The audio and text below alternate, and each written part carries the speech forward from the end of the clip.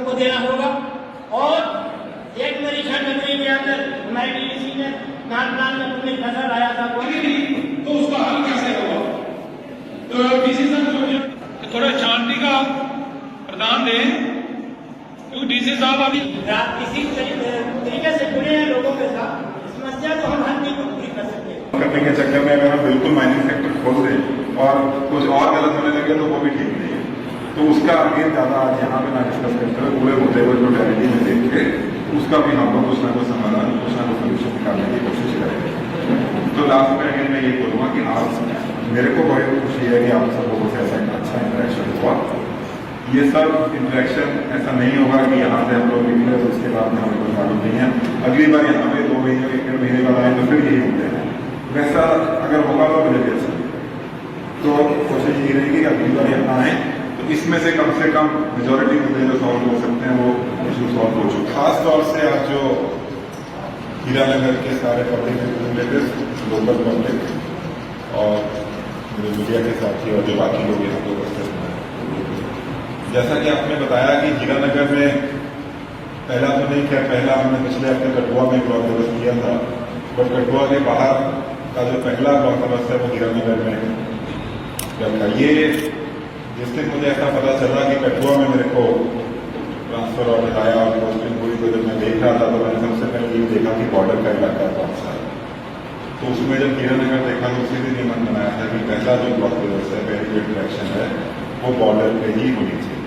तो इसीलिए आज ये कार्यक्रम रखा गया और मेरे को ये सच में दिल से बहुत खुशी है कि ये कार्यक्रम आज यहाँ रखा, क्योंकि ऐसा इंटरेक्शन मेरे को भी 8 साल पब्लिक सर्वेंट की तरह हो गया, बट ऐसा इंटरेक्शन मैंने पहली बार देखा है यहाँ पे कि इतना एक इंटेलिजेंट इंटरेक्शन हुआ। तो ये सब यही दिखाता है कि आप लोग कितने जागरूक हो, आप लोग अपनी प्रॉब्लम को कितने अच्छे से समझते हो। फर्क ये है कि आज तक मैंने जितने इंटरेक्शन देखे हैं उसमें प्रॉब्लम तो हर कोई बताता है, जैसे आपने बताया। फर्क ये है कि आप लोगों ने प्रॉब्लम के साथ साथ उसका सोल्यूशन भी बताया।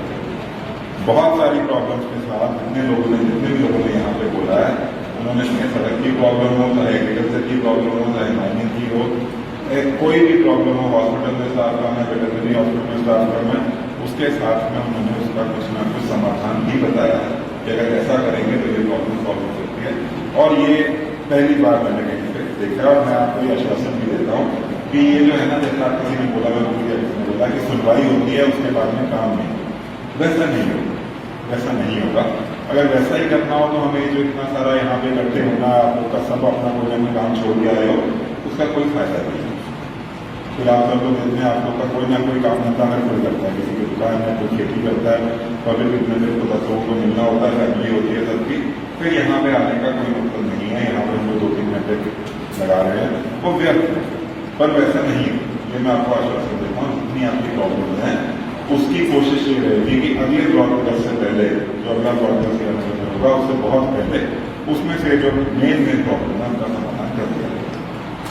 अब जो मेरी नॉलेज में 3-4 मैंने सब आपने जो बोला मैंने सब खुद से नोट डाउन करा है, कि बाकी मेरे साथ नहीं कर रहे होंगे मिनट्स के, बट मैंने खुद से आपकी सारी चीज़ों को लिखा है।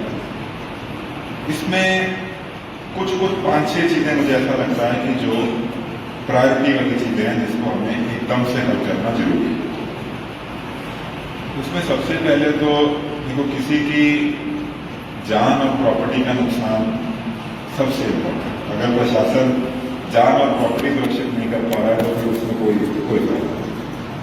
तो 2 मुद्दे हैं, एक जान वाला जो आपने रेज करा कि NHA और अपने ने भी करा कि NHA एक्सप्रेस वे पे डाइवर्जन ना होने के कारण या कोई ऐसी व्यवस्था ना होने के कारण एक्सीडेंट हो रहे हैं और कोई मासूम लोग हैं जिनकी जान जा रही है या चोट लग रही है।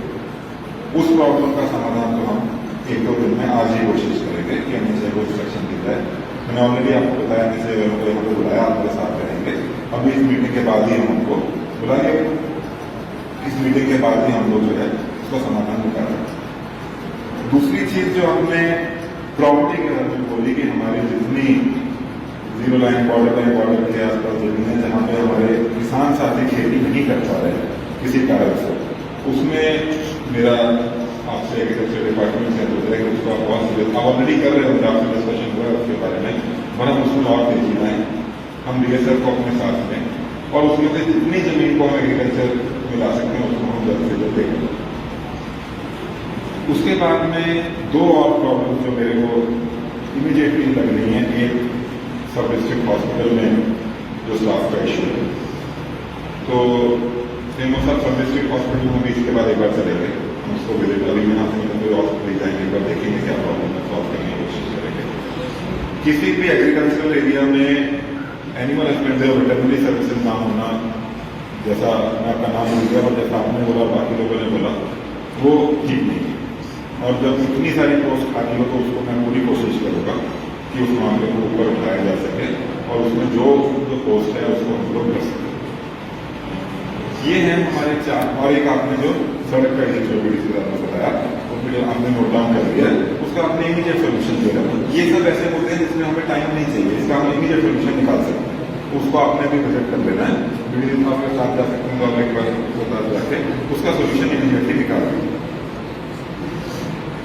इसके बाद में जितने इश्यूज हैं तो कुछ मेरी नॉलेज में पहले भी थे। एक बड़ा इशू बंकर्स का इशू है कि बंकर की कंस्ट्रक्शन नहीं हुई है।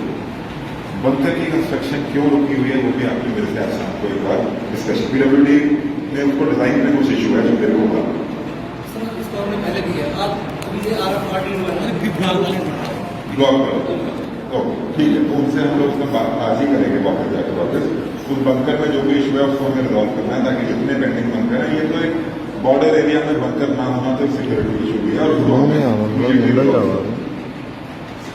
उसके अलावा बॉर्डर की एक बहुत वो बात सुन के तो जो है एकदम दिल खुश हो गया कि सड़क के आसपास, ये मेरी भी मानने की सोच है, जब एक बार सड़क बन जाती है तो सड़क की खुदाई अगले 10-15 साल कम से कम होनी नहीं चाहिए। जो आपने ये इशू बताया है कि कोई भी, चाहे वो JJM वाले हैं, चाहे वो पानी की पाइप डालते हैं, चाहे वो ऑप्टिकल फाइबर केबल डालते हैं, चाहे बिजली की लाइन डालते हैं, सीवेज आएगा आज से कुछ सालों के बाद, सड़क खोदने का काम जो है वो सड़क बनने के बाद नहीं होना चाहिए। सड़क के मार्जिन में जब सड़क हमारे पास जमीन सरकारी जमीन है, एक्विजिशन हो चुकी है, सड़क छोटी है, पता है आसपास वाइडनिंग होगी, तो सड़क के ग्राउंड पे कुछ भी डालने का कोई मतलब है नहीं। उसको हमें उस प्रॉब्लम को इमीडिएटली जो है एग्रीकल्चर जो क्रॉप इंश्योरेंस है वो इस साल से जो है खारिफ के सीजन में स्टार्ट कर दिया जाए। तो वो एक आप लोगों का मुद्दा था, तो वो मुद्दा आपने टेकअप कर दिया गया। मेरी आपसे ये अनुरोध है कि उसको अच्छे से करें ताकि क्रॉप इंश्योरेंस, बहुत सारा आजकल मौसम का वेदर का कुछ पता नहीं चलता। जैसे आज से 2 दिन पहले बिन मौसम की जो बरसात है, हेलस्टॉर्म है, ये आजकल मौसम जो है बहुत ऊपर नीचे होता है। तो उसमें खास तौर पे जो किसान भाई बहन हैं जो इतनी मेहनत से फसल लगाते हैं, उस फसल का अगर नुकसान हो जाए जिसको उनकी कोई गलती नहीं है, उसमें इंश्योरेंस से उसकी मदद होनी चाहिए। तो जो प्रोजेक्ट यहाँ पे आ रहे हैं उनका मॉनिटरिंग करना, PRS का भी मेन समझता हूँ कि आपको वहाँ जाके अल्टीमेटली वो पब्लिक के पैसे से, पब्लिक के फंड से बन रहा है, हमें उसको मॉनिटर करना, उसको देखना कि कंस्ट्रक्शन की क्वालिटी अच्छी है, वो बहुत जरूरी है। आप उसको विजिट करते रहें और अगर कोई भी समस्या आती है तो आप उसको मैडम यहाँ बैठती हैं, मैं प्लेटफॉर्म में रहता हूँ, आप सबके पास ऑफिस का फोन नंबर